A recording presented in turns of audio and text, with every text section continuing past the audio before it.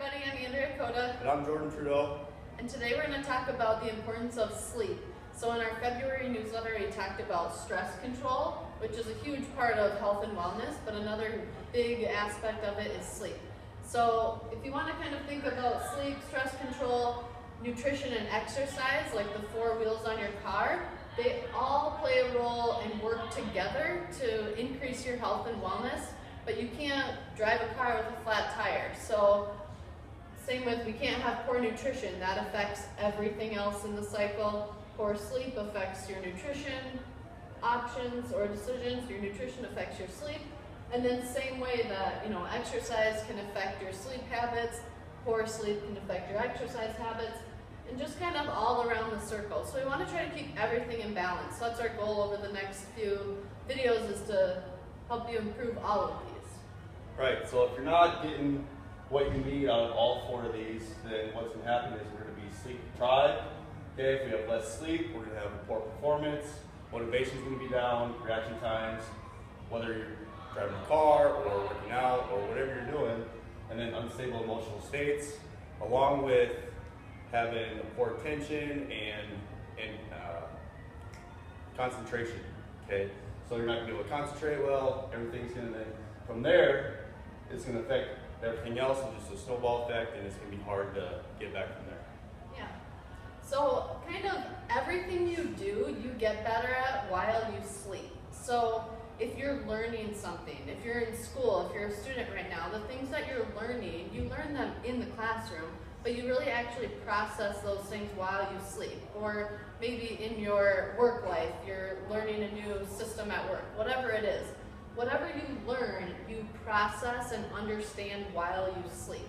So to recover and kind of rest your brain so it can learn the new things you're learning is huge. So learning takes place in sleep. You also process information and compare things.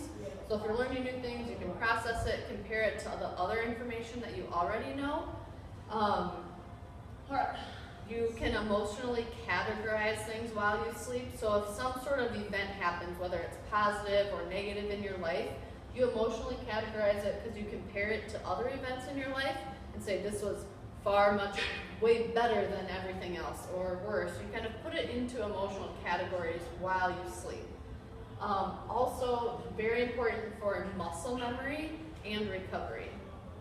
Right, so going to the recovery, we have two hormones that help with the recovery. It's going to be growth hormone and then melatonin. With the growth hormone, that's going to help with your muscle recovery, muscle building, bone growth, things of that nature. Melatonin is going to act as an antioxidant.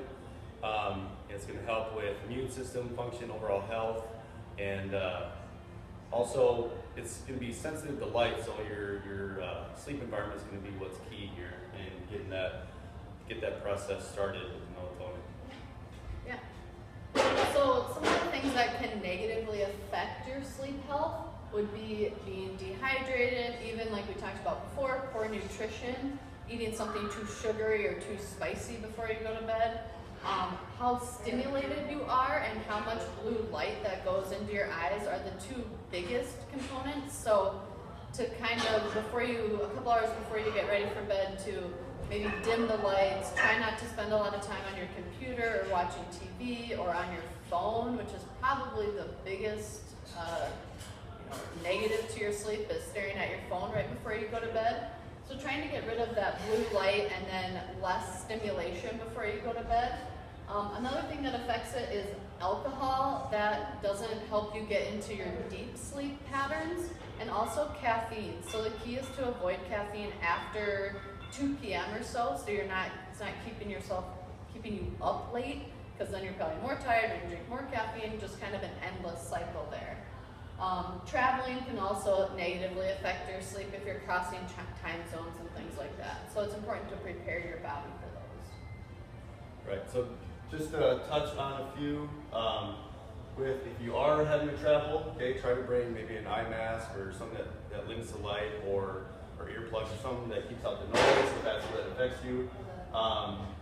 With the stimulation blue light, going back to that, it usually takes about 5 to 20 minutes of being in a relaxed state before you can get into that deep sleep, start the process.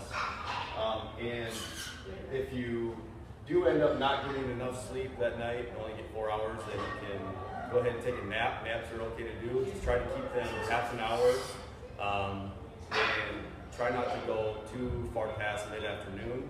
And then when you do wake up, that's when you want to get stimulated, well, with some light, some caffeine, maybe a little bit of that, and wash your face right away just to wake you up. Yeah. So that would definitely be things to kind of push your bedtime back, stay awake, things like that.